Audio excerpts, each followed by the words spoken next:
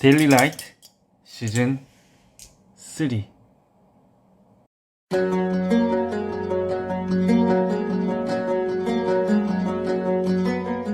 여호수아 17장 15절. 여호수아가 그들에게 이르되 내가 큰 민족이 되므로 에브라임 산지가 내게 너무 좁을진대 브리스 족속과 르바임 족속의 땅 상림에 올라가서 스스로 개척하라 하니라. 가나안 땅에 도착한 이스라엘 백성들은 여호수아를 중심으로 여러 전쟁을 치른 끝에 가나안 땅에 어느 정도 자리 잡게 됩니다. 하지만 여호수아는 늙었고 얻을 땅은 아직도 많이 남아 있었죠. 이제 여호수아와 이스라엘 백성들은 각 지파별로 땅을 분배하기 시작합니다. 오늘 본문은 요셉의 자손인 에브라임과 므낫세 지파에 대한 이야기입니다. 하나님께서는 요셉에게 특별한 은혜를 주셨죠. 그래서 그 두 아들을 12지파에 속하게 함으로써 요셉을 그 아비인 야곱의 반열에 오르게 하십니다.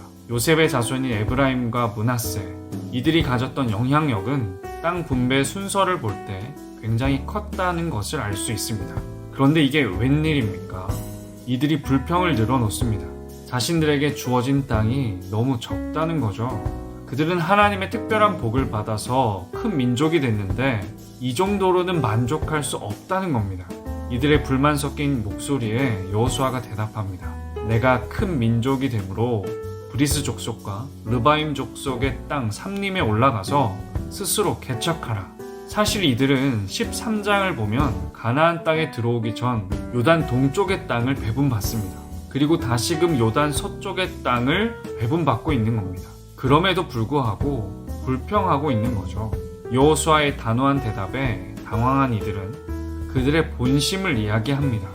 16절. 그 산지에 거주하는 모든 가나안 족속에게는 다 철병거가 있나이다. 사실상 그들의 불평의 실상은 철병거에 대한 두려움이었던 겁니다. 당시 철병거는 오늘날 기갑부대라고 할까요? 아무튼 그 시대의 전쟁의 승패는 철병거의 유무 혹은 그 숫자에 있었습니다. 당연히 이스라엘에게는 그런 철병거가 단 한 대도 없었죠. 여호수아가 다시금 그들에게 이야기합니다. 너는 큰 민족이다. 너희에게는 큰 권능이 있다. 그 산지가 다 내 것이 될 것이니 가나안 족속이 비록 철병거를 가졌고 강할지라도 너희가 능히 그를 쫓아내리라. 요셉의 자손들은 자기 스스로를 큰 민족이라고 말했지만 그들의 믿음은 너무도 작았던 것이죠. 몸만 컸지 생각하는 것, 행동하는 것은 어린아이와 같았다라는 겁니다. 그래서 그들은 적들은 과대평가하면서도 그들을 이끄시는 하나님은 과소평가했습니다. 여호수아는 이 요셉의 자손들에게 무엇을 요구하고 있습니까? 그들의 규모가 아닌 하나님의 크심을 보기 원했고 그들의 힘이 아닌 철병거라도 넉넉히 이기게 하시는 하나님의 능력을 보기 원했던 겁니다. 2021년도가 거의 지나고 있습니다. 한 해 정말 수고 많으셨고요. 또 잘해 오셨습니다. 하지만 혹시 2022년도를 생각하면 좌절이 되고 낙심이 되시는 분들이 있을지도 모르겠습니다. 잘할 수 있을까? 어떻게든 버텨왔는데 내년에는 힘들 것 같아.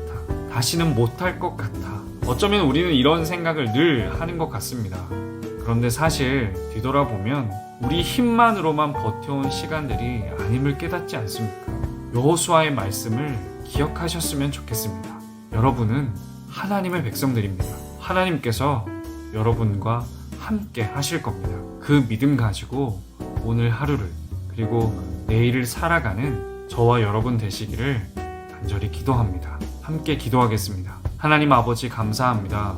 권능의 손길로 우리를 구원하시고 우리를 인도하시니 감사합니다. 오늘도 겸손히 하나님의 능력을 구하며 담대히 살아갈 힘을 얻는 우리가 되게 하여 주옵소서. 예수님의 이름으로 기도합니다.